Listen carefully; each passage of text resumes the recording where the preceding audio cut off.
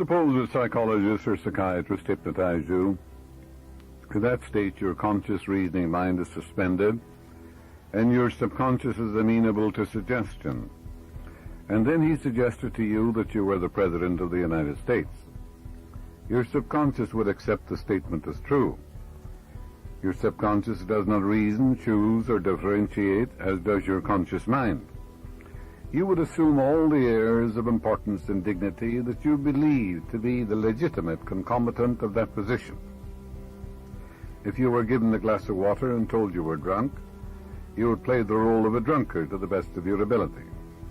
If you told the psychiatrist that you were allergic to Timothy grass, and he placed a glass of distilled water under your nose, telling you at the same time that it was Timothy grass, you would generate all the symptoms of an allergic attack, and the physiological and physical reactions would be the same as if the water were actually Timothy grass. If you were told that you were a beggar on Skid Row, your demeanor would immediately change, and you would assume the attitude of humble suppliance with an imaginary tin cup in your hand. In short, you may be made to believe that you are anything, such as a statue, dog, soldier, or swimmer, and you will act the part suggested with amazing fidelity to the nature of the suggestion, insofar as your knowledge extends of the characteristics of the thing that is suggested. Another important point to remember is that your subconscious mind always accepts the dominant of two ideas. That is, it accepts your conviction without question whether your premise is true or absolutely false. The modern scientific straight-line thinker looks at God as the infinite intelligence within his subconscious mind. He doesn't care whether people call it the superconscious, unconscious, subjective mind, living spirit almighty, or whether they call this supreme intelligence Allah, Brahma, Jehovah, reality, or spirit, or the all-seeing eye. The point is, it is there. It's within you. All the powers of the infinite are within you. God is spirit, however, and the spirit has no face, form, or figure. It is timeless, spaceless, and eternal. The same spirit indwells every man. This is why Paul says that thou stir up the gift of God which is in thee. You're also told the kingdom of God is within you, the book of Luke. Yes, God is in your thought, your feeling, your imagination. In other words, the invisible part of you is God. God is the life principle in you, boundless love, absolute harmony, infinite intelligence. Knowing that you can contact this invisible power through your thought, strip the whole process of prayer from mystery, superstition, doubt, and wonder. The Bible tells you the Word was God. The Word is the thought expressed, as you know. And based what you've already heard, every thought is creative and tends to manifest itself in your life according to the nature of your thought. It stands to reason that any time you discover the creative power, you have discovered God, as there's only one creative power. Not two, three, or 1,000, just one. Hear, O Israel. Israel means an illumined, awakened man. The Lord, the supreme power, our God is one Lord, one power, one presence, one cause, and one substance.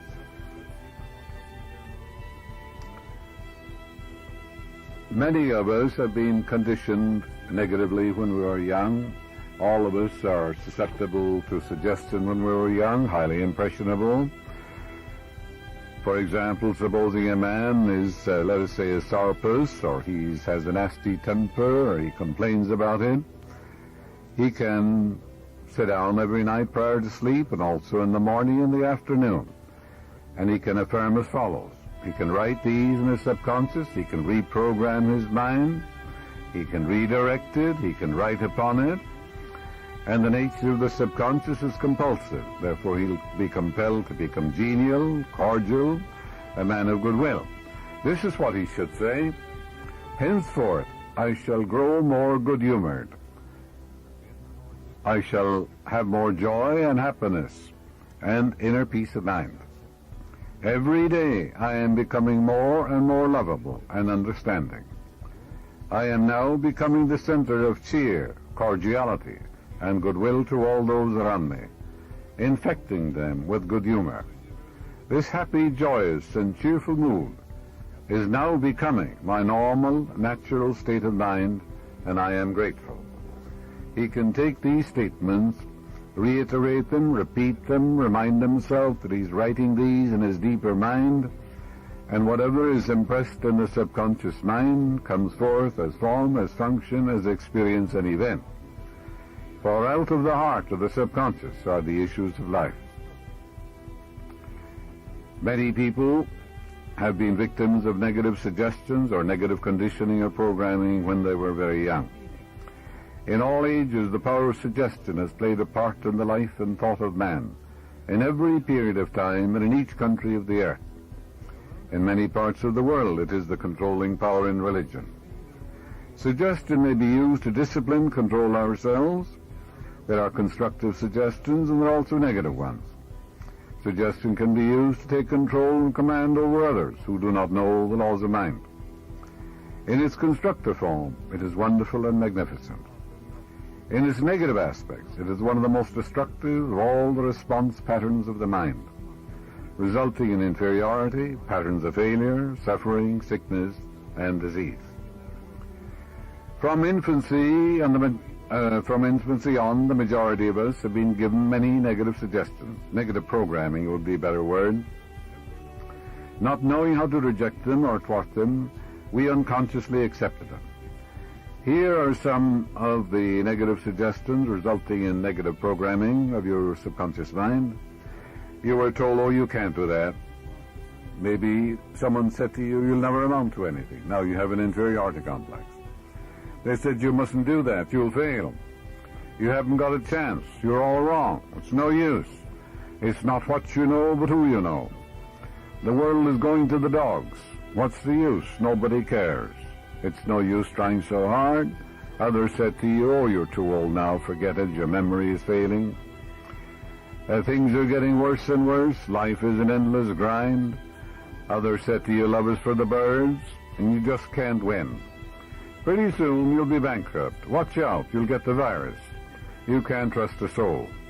All these negative suggestions, if you accept them, you'll program your subconscious mind in a very negative way.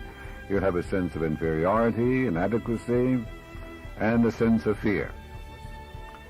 Unless, as an adult, you program your subconscious mind constructively, which is a reconditioning therapy.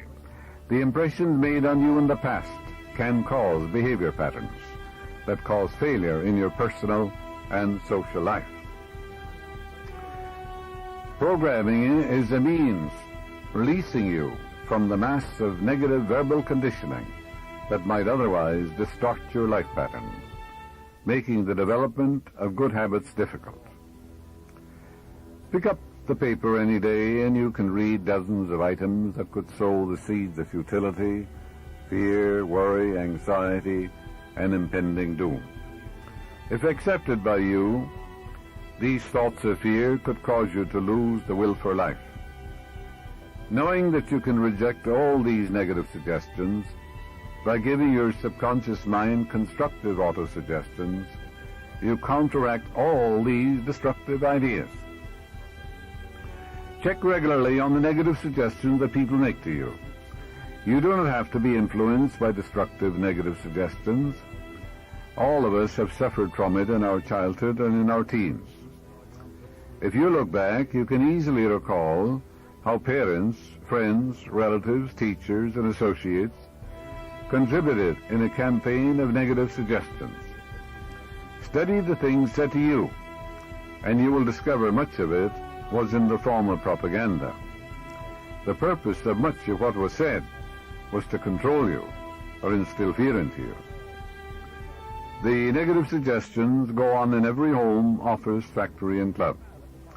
You will find that many of these negative suggestions are for the purpose of making you think, feel, and act as others want you to, and in ways that are to their advantage. That's negative programming of your deeper mind. Now, there is a right way to program your subconscious mind. Every morning of your life, you can sit steady, quiet, get relaxed, and affirm as follows. Divine law and order governs my life. Divine right action reigns supreme. Divine success is mine. Divine harmony is mine. Divine peace fills my soul. Divine love saturates my whole being. Divine abundance is mine. Divine love goes before me today and every day, making straight, joyous, and glorious my way. This is the way a Marine captain programmed his subconscious mind during World War II. He reiterated these truths frequently. Gradually, by repetition, faith, and expectancy, they entered into his subconscious mind. And whatever is impressed in the subconscious is compulsive. Therefore, he was compelled to lead a life of harmony and peace and of love. This is how he programmed his mind, every morning and every night. The Lord is my pilot. I shall not drift. He lighteth me across the dark waters. He steereth me in the deep channels. He keepeth my log. He guideth me by the star of holiness for his name's sake.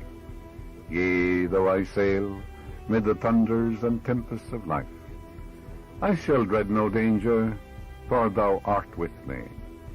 Thy love and thy care, they shelter me.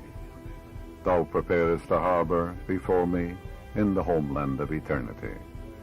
Thou anointest the waves with oil. My ship rideth calmly. Surely sunlight and starlight shall favor me on the voyage I take, and I will rest in the ports of my God forever. That's by J. Rogers, the merchant marine captain, written during World War II.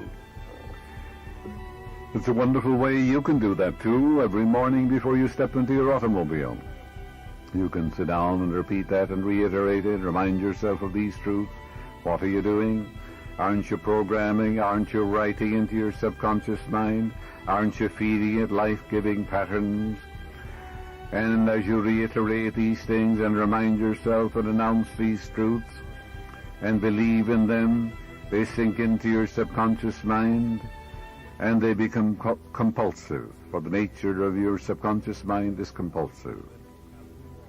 Last year, speaking in New Orleans, at the Unity Temple there, a woman told me, she said there was a man used to come here, and he used to say quite frequently, there are a lot of hold-ups in my neighborhood. I remain open that night rather late, and I am going to be held up one of these nights. I'll probably be shot too. And they told him, stop making these negative suggestions. Stop thinking along that line. Well, he kept on doing it. He didn't pay any attention. He kept programming his subconscious negatively, and he was held up, and he was also shot. Now, that's the wrong way. He could have taken the 91st Psalm and said, I dwell in the secret place of the Most High. I abide in the shadow of the Almighty. I will say of the Lord, He is my refuge, my fortress, my God, in Him will I trust. Surely He shall cover me with His feathers, and under His wings shall I rest. And the truth shall be my shield and buckler. I shall not be afraid for the terror by night, or the arrow that flieth by day. He could have reiterated these truths. He could have realized the love of God surrounded him and enfolded him. Where he was, God was. He could have said to himself, Thou art my hiding place. Thou wilt compass me about with songs of deliverance. And then he would build up an immunity to all harm. These are spiritual antibodies that immunize you. You become God-intoxicated. And that's the right way to program your mind. Fear is faith upside down. Fear is faith in the wrong thing. We've had politicians running for office who've openly said to newsmen, one man in particular said, I lived in constant fear of assassination, even though he had bulletproof glass in front of him when he spoke, but he announced that to the reporters. Now, of course, he didn't, know the laws of mind, That fear he didn't know, perhaps, that he could cast out fear, but he could. I will fear no evil, for thou art with me. Thy rod and thy staff, they comfort me. The rod means the power, and the staff is your authority. To call upon it will answer you. One with God is a majority, and if God be for me, who can be against me? Thou art my hiding place. Thou shalt compass me about with songs of deliverance. The politician could have said, I dwell in a secret place. I am surrounded by the sacred circle of God's eternal love. The whole armor of God surrounds me. Wherever I go, the light of God surrounds me, enfolds me, and enwraps me. He would render himself invulnerable, invincible, and impervious to all harm. That's the right way to program your subconscious mind. You can build up that immunity. Oh, yes, you can. As a man thinketh in his heart or subconscious, so is he. So does he act, so does he experience, so does he express. This is the law. I'm not talking about thinking in the head. I'm talking about thinking in your heart, your own subconscious. Whatever is impressed there is expressed. Remember, when you're dealing with your subconscious, you're dealing with the power of the Almighty. It's the power that moves the world. It's the power that moves the galaxies in space. It's almighty. There's nothing to oppose it. Consciousness is God. Unconditioned consciousness, sometimes it's called awareness, I am, living spirit almighty. Your consciousness is the union of your conscious and subconscious mind. It's the sum total of your acceptances, your beliefs, your opinions, and your convictions. That's God. That's the only God you'll ever know. Your thought and feeling create your destiny. Consciousness is God because it is the only creative power in your life. And your thought and feeling, yes, is the father of all experience. If you talk about the Father within, well, what fathers everything? Your own thought and feeling. Your conscious and subconscious. Whatever your conscious and subconscious mind agree on, meaning the brain and the heart, comes to pass. True or false, good or bad. You're the one who's choosing. You mold and fashion your own destiny. Your faith in God is your fortune. And your faith should be in the goodness of God, in the land of the living, in the guidance of God, in the harmony of God, in the beauty and glory of the infinite. That's where it should be. You're told no manifestation cometh unto me, save I the Father draw it. The Father is your own thought and feeling. So whatever experiences come to us, there is an equivalent pattern in our subconscious mind. There's always a cause. And that cause, of course, is in our mind. A man said to me that he wanted to succeed and advance in life. In reality, he didn't. He had a subconscious pattern of failure. He had a sense of guilt and felt he should be punished. With his conscious mind, yes, he worked very hard. And he said to himself, in his intellect, oh, I worked very hard. But in his deeper mind, he was programmed and conditioned to failure. He had a sense of unworthiness and a belief which compelled him to fail. He had a picture of failing in his mind. He felt he should be punished, that he was a sinner. The law of your subconscious, you see, is compulsive. That's the power that I mentioned. That's the almighty power. It's the power of God. He learned to reprogram his mind by realizing that he was born to win, born to succeed, born to triumph, for the infinite power is within him. It knows no failure. It's almighty. It created all things. There's nothing to oppose it, challenge it, thwart it, or vitiate it, for it is almighty. It's the only power. Furthermore, he learned he was punishing himself. He started every morning and night and also during the day, and this is what he affirmed. Now you're writing this, he was writing this down with his conscious mind. And this is what he wrote. I am born to win. I'm born to succeed in my prayer life, my relationship with people, in my chosen work, and in all phases of my life. For the infinite is within me, and the infinite can't fail. It's the power of the Almighty moving through me. It's my strength. It's my power. It's my wisdom. Then he said, success is mine, harmony is mine, beauty is mine, divine love is mine, abundance is mine. He reiterated, repeated these truths. He reflected upon them. He reminded himself driving along the road before he went in to see a customer. He announced these truths regularly and systematically, and he didn't deny what he affirmed. And gradually he became a tremendous success because he succeeded in impregnating his subconscious mind by repetition, reminding himself, announcing these things, teaching his thoughts to dwell upon the great affirmatives of life. And as you do this regularly and systematically, wonders will happen in your life. When you were born, no one had to tell you how to find the mother's breast, you know. There was a subjective wisdom guiding you, directing you. Yes, the Bible says, I will write my laws in your inward parts. I will write them in your hearts. I will be your God, and you shall be my people. So all the powers of the God are within you, and the laws and the truths of God are written in your own subjective mind. All the vital organs were controlled when you were born, when you were sound asleep. Every night of your life, that same intelligence governs all the vital organs of your body, your breathing, your inspiration, circulation of your blood, your digestion, your heartbeat, and all that. And that's the God presence within you. The presence and power of God are within you. The great eternal truths are there. They were inscribed in your heart before you were born. But all of us have been programmed since birth. Millions of people have been programmed with certain fears, false beliefs, taboos, and strictures and superstitions of the first water. As Quinby said in 1847, every child is like a little white tablet. Everybody comes along and scribbles something on it, you know. Grandmother, grandfather, clergymen, fathers, mothers, sisters, brothers. We receive an avalanche of sights and sounds, beliefs and opinions, and don'ts and fears and doubts. You weren't born with any fears at all, you know. You weren't born with any prejudices. You weren't born with any creedal beliefs or any false or weird concepts of God or life. Where did you get them? Someone gave them to you. Someone programmed you, perhaps negatively.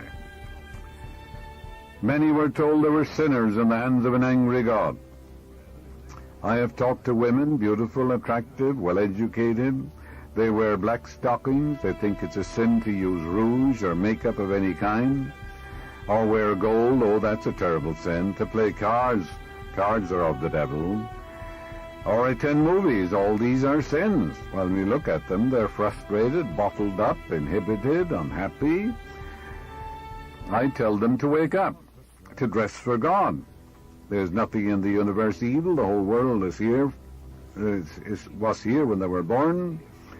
All the birds sing for you, and all the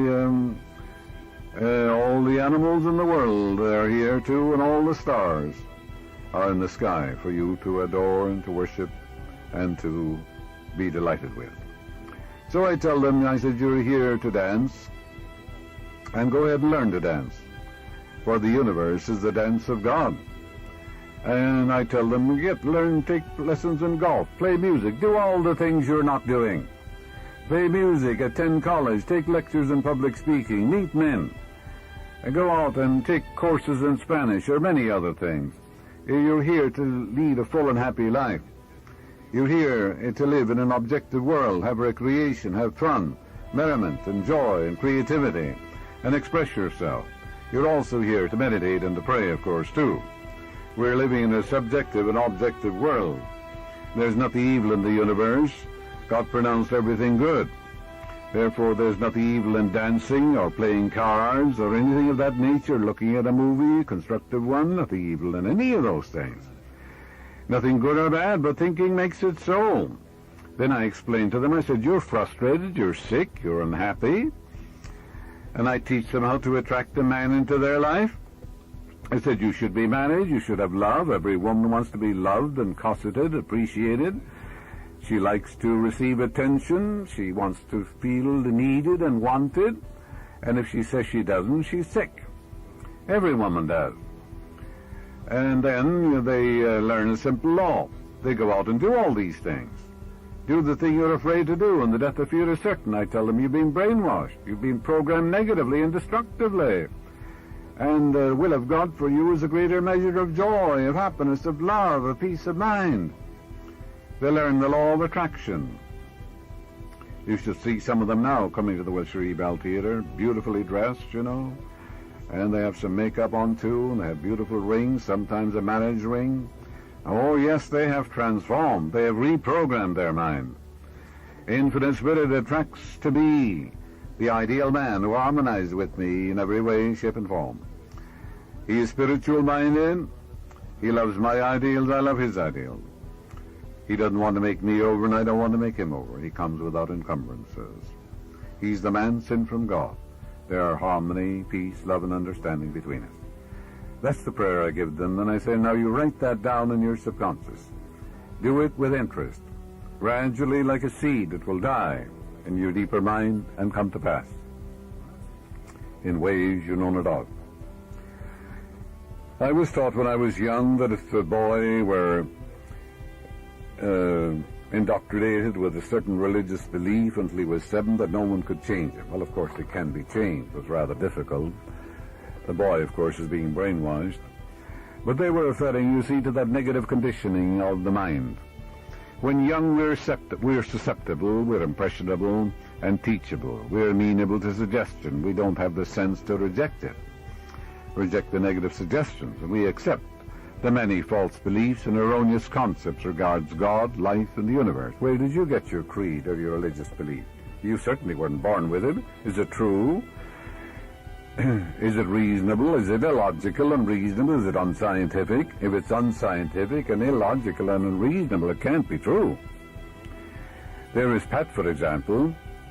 He believes the cards are stacked against him. Some fortune teller told him that, I suppose. The cards are not stacked against him. The universe is for him. But he has enthroned that concept and he believes it. His subconscious mind accepts it. This false belief creates a quarrel in his mind, and he thinks people are working against him, that misfortune will follow him, some sort of a jinx is after him. He made that law for himself, and it controls him and governs him. Man's subconscious assumptions, beliefs, and convictions dictate and control and manipulate all his conscious actions.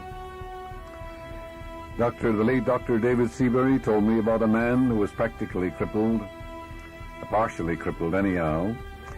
He had little or no education, and as an experiment in suggestion, he pretended to analyze his potentialities based upon the idea that his mental faculties and character tracks are indicated by the configuration of one's head, also the lines and the configuration in his hand. Seabury told this man who was partially crippled, he said, you're destined to become a great evangelist, a great preacher. God intended you to go forth and preach in a wonderful, wonderful way. This man became active in his particular church, and he became an outstanding preacher, Dr. Seabury said. He accepted and believed that God had ordained him to become a great preacher, and according to his belief was done to him. And it was just as simple as that. There's only one power, one presence. Your thought and feeling fathers all your experience. How are you programming your subconscious mind? The creative power is one. Do you know one of the greatest of all truths? Hear, O Israel, the Lord thy God is one Lord. One Lord. Israel means a prince ruling with God. Israel means any man who knows his I amness, to be the Lord God Almighty, to be sovereign and supreme. And he gives all his allegiance, devotion, and loyalty to that one power, the living spirit within him. He gives no power to any created thing, to any man, woman, or child in this universe.